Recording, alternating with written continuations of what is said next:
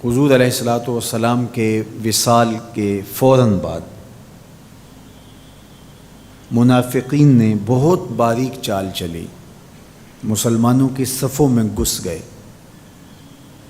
بظاہر لبادے ان کے مسلمانوں والے تھے، تو انہوں نے مسلمانوں سے کہنا شروع کر دیا، لو جی کہانی ختم ہو گئی، ساری رونقیں حضور کے دم سے تھیں، نمازیں تھیں، روزے تھے، لوگ اپنے اموال کی زکوٰۃ دیا کرتے تھے، حج کا اجتماع تھا، یہ سب کچھ ختم ہو جائے گا۔ اب کون مال خرچ کرے گا؟ کس نے جان راہ خدا میں قربان کرنی ہے؟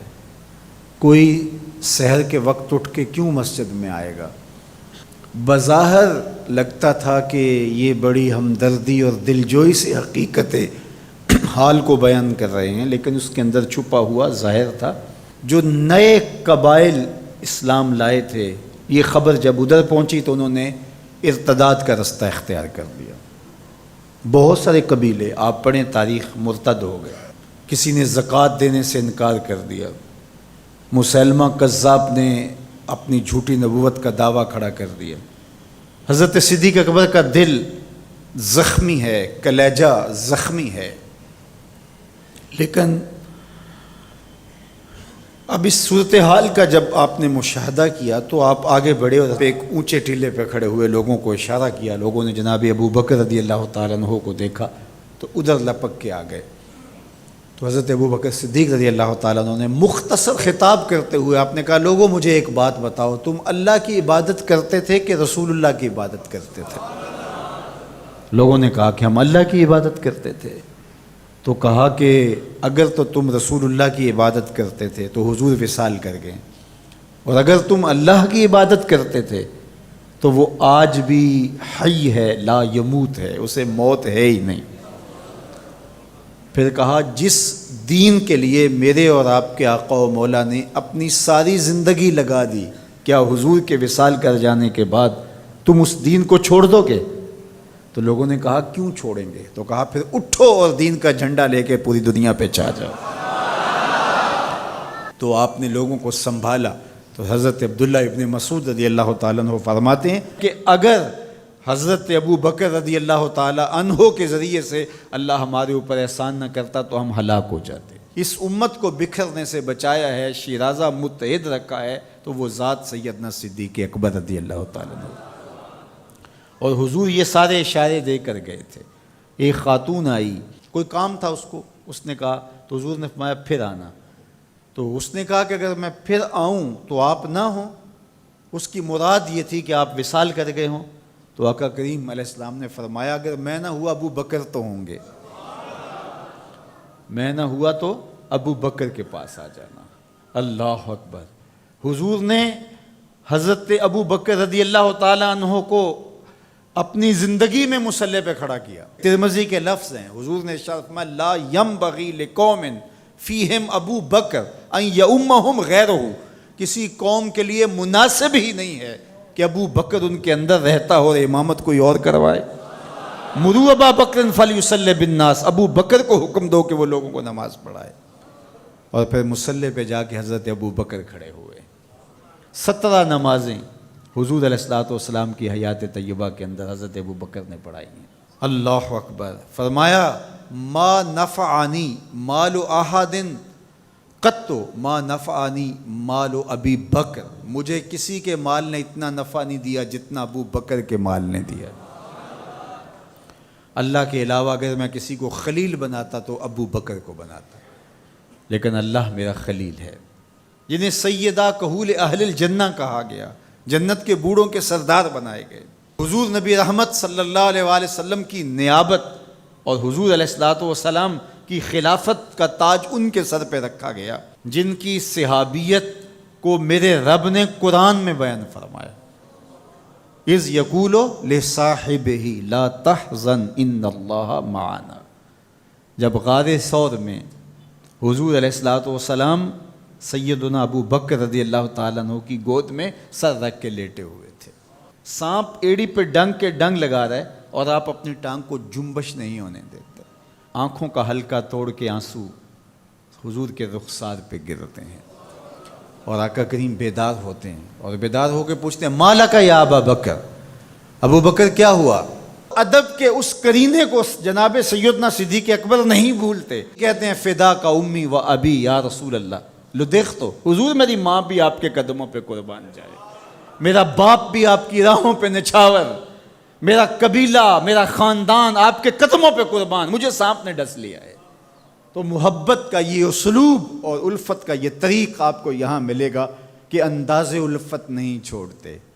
تو سانپ کا کام تو ڈسنا ہے، چاہے وہ غار میں ڈسے یا اسلام آباد میں بیٹھ کے ڈنگ لگائے، وہ تو ڈستا رہے گا، لیکن ابو بکر حضور کی محبت کے ترانے پڑھتا رہے گا۔ سیدنا صدیق اکبر کی سب سے بڑی آرزو جب پوچھی گئی تو وہ یہی تھی کہ آنکھیں میری ہوں، چہرہ حضور کا ہو، نہ چہرہ ہٹے نہ آنکھیں تھکیں، دیکھتا رہوں اور دیکھتا رہوں۔ اس واقعہ کی حکایت قرآن نے بیان کی ہے۔ اذ یقول لصاحبہ، صحابی کا ٹائٹل قرآن نے حضرت سیدنا صدیق اکبر کے نام کیا ہے، اس لیے حضرت سیدنا صدیق اکبر کی صحابیت کا انکار کفر ہے۔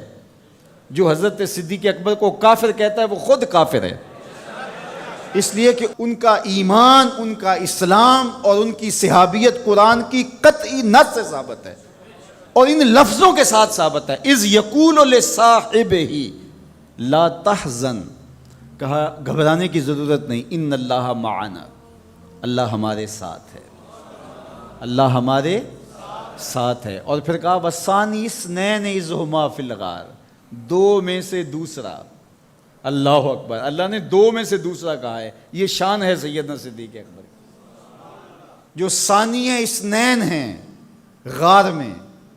اللہ اکبر، یار کہتے ہیں حضور کا سایہ نہیں تھا، لیکن جناب ابو بکر سائے کی طرح حضور کے ساتھ رہے، قبر کے بھی ساتھی، بدر کے بھی ساتھی، سفر کے بھی ساتھی، حضر کے بھی ساتھی۔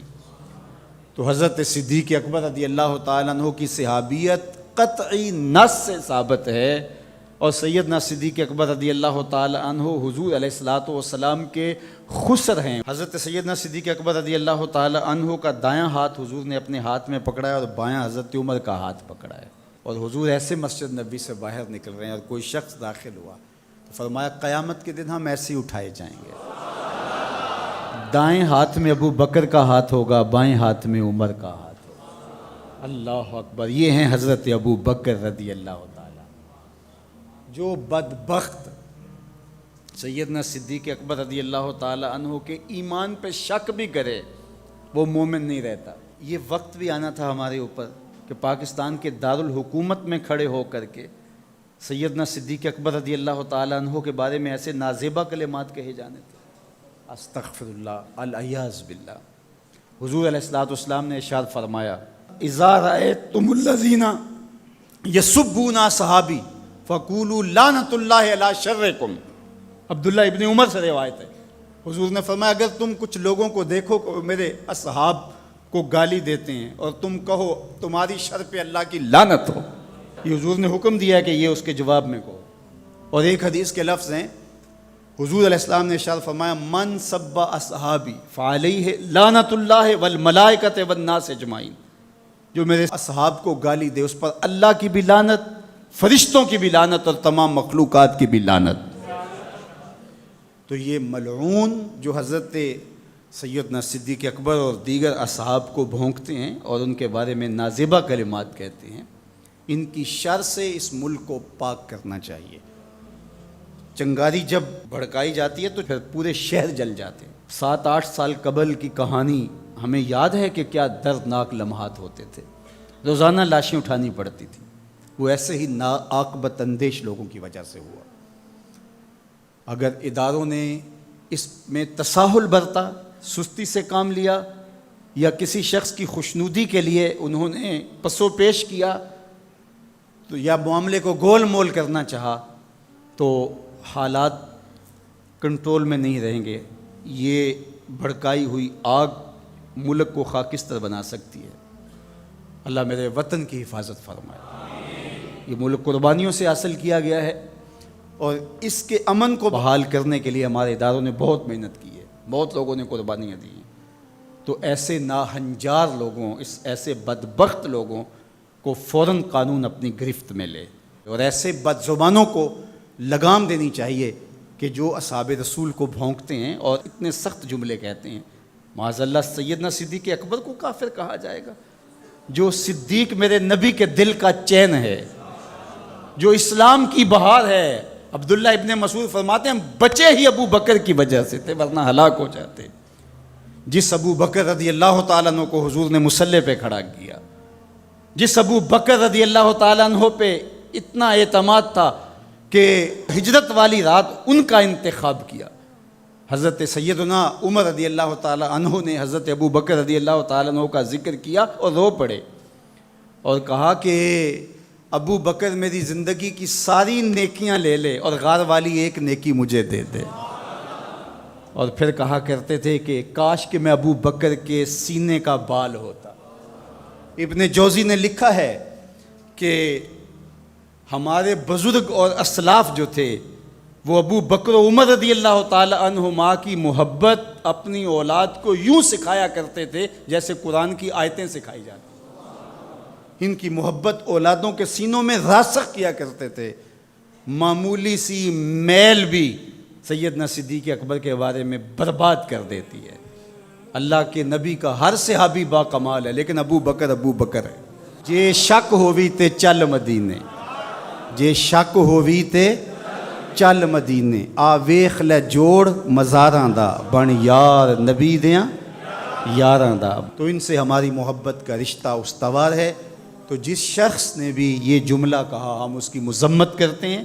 مذمت تو لفظ بہت چھوٹا ہے، اس کو قرار واقع سزا دیجئے۔ وہ بدترین انسان ہے روئے زمین پہ، اور اس سے کوئی روح رعایت نہ رکھی جائے تاکہ آئندہ ایسے راستے بند ہو۔ اداروں کو اس پر فی الفور نوٹس لینا چاہیے قبل اس سے کہ حالات ہاتھ سے باہر نکل جائیں اور بے قابو ہو جائیں۔ اللہ ہم سب کو اپنی رحمتوں کے حصار میں رکھے۔